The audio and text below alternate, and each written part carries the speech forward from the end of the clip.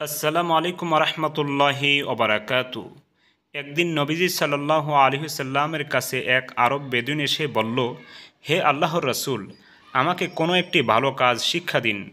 নবীজি সাল্লাল্লাহু আলাইহি সাল্লাম তখন তার হাত ধরলেন আর তাকে এই শব্দগুলি শেখালেন, সুবহানাল্লাহ, আলহামদুলিল্লাহ, লা ইলাহা ইল্লাল্লাহ, আল্লাহু আকবার।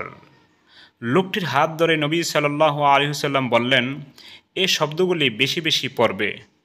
লোকটি নবীজি সাল্লাল্লাহু আলাইহি সাল্লামের এই কথা শুনে চলে গেল।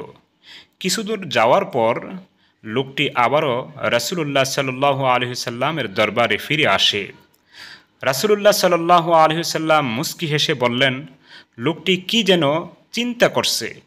লোকটি ফিরে এসে নবীজি সাল্লাল্লাহু আলাইহি সাল্লামের কাছে এসে বসল এবং বলল, সুবহানাল্লাহ, আলহামদুলিল্লাহ, লা ইলাহা ইল্লাল্লাহ, আল্লাহু আকবার।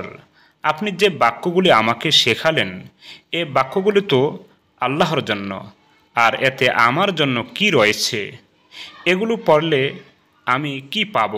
এবার রাসূলুল্লাহ সাল্লাল্লাহু আলাইহি সাল্লাম উত্তরে বললেন, তুমি যখন বলবে সুবহানাল্লাহ, আলহামদুলিল্লাহ, লা ইলাহা ইল্লাল্লাহ, আল্লাহু আকবার, তখন প্রতিটি শব্দের উত্তরে আল্লাহ তাআলা বলবেন, তুমি সত্য বলেছ। তখন জিকিরকারী আল্লাহর কাছে নিজের কাঙ্ক্ষিত চাহিদাগুলো ধারাবাহিকভাবে তুলে ধরবে। বান্দা বলবে, আল্লাহুম্মা গফিরলি, অর্থাৎ হে আল্লাহ, আমাকে ক্ষমা করে দিন। তখন আল্লাহ বলবেন, তোমাকে ক্ষমা করে দিলাম। বান্দা বলবে, আল্লাহুম্মা রযুকনি, অর্থাৎ হে আল্লাহ, আপনি আমাকে রিজিক দান করুন। তখন আল্লাহ বলবেন, তোমাকে ইতিমধ্যে রিজিক দান করেছি।